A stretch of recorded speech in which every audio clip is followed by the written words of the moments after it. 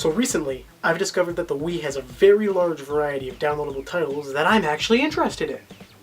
Let's take a look at one. This is Art Style Rotatozoa for the Nintendo Wii. It's a downloadable game. I don't have a case to show you, so Wii.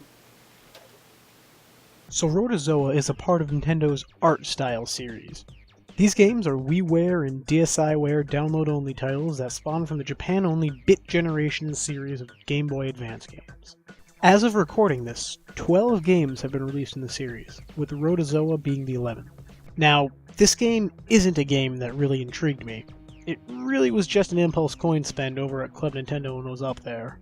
I figured, hey, maybe this will be something fun to mess around with. When you start off, you have two options, one of which is options. And the only option you can change in options is the brightness. So let's hop into the stages. You play as a Rotozoan with cool, glowing tentacles growing off of you. Each tentacle is a different color. Your goal is to grow them all to a certain length, which you do by touching goo bugs with the tentacle of the same color. Sounds easy, right? Well, not exactly. If you get hit by a goo bug on a tentacle that's a different color, you lose a tentacle from the point the goo bug hit. You start as a Rotozoan with 2 tentacles, and as you beat those levels, you unlock Rotozoan with 3 tentacles, 4 tentacles, and finally 5 tentacles. Each added tentacle is like a difficulty increase. The more tentacles you have, the harder it is to dodge goo bugs that aren't the right color. When I first saw the game, I thought you'd play like this, but really, you spin by pressing 1 or 2. There is a power-up you can get to make your life easier though, and that's the Cyclone. Once you get it and charge it up by spinning, you go nuts spinning around and collecting all the goo bugs you run into, no matter what color they are. Oh, and there's a heart that restores your health. Yay! Now, I see a lot of parallels between this and an iOS or mobile phone game like Angry Birds or Cut the Rope. In fact, the slight amount of footage I've seen from all the art style games makes me think they were catering towards this audience. They're all pick-up-and-play games with fairly short levels and addicting qualities. To draw another parallel, however small, each game I mentioned has a rating system of 3 objects, usually stars. In Angry Birds, it's based on your score. In Cut the Rope, it's based on getting the stars in the levels. In Rotozoa, you get one for not using Cyclone, one for not taking damage, and one for doing both?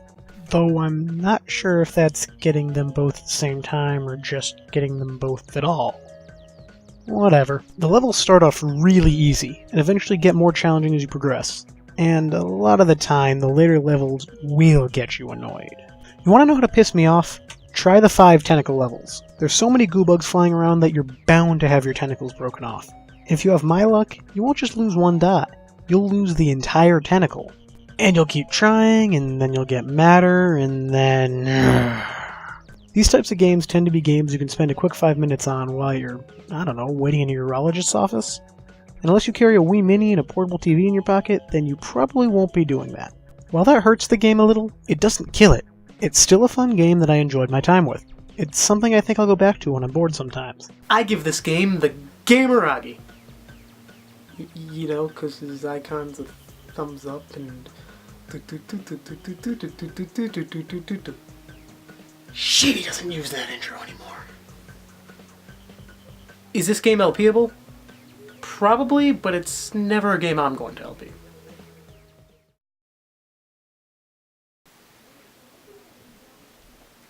I've been sitting here trying to think of an outro for this. And I don't got one, so bye.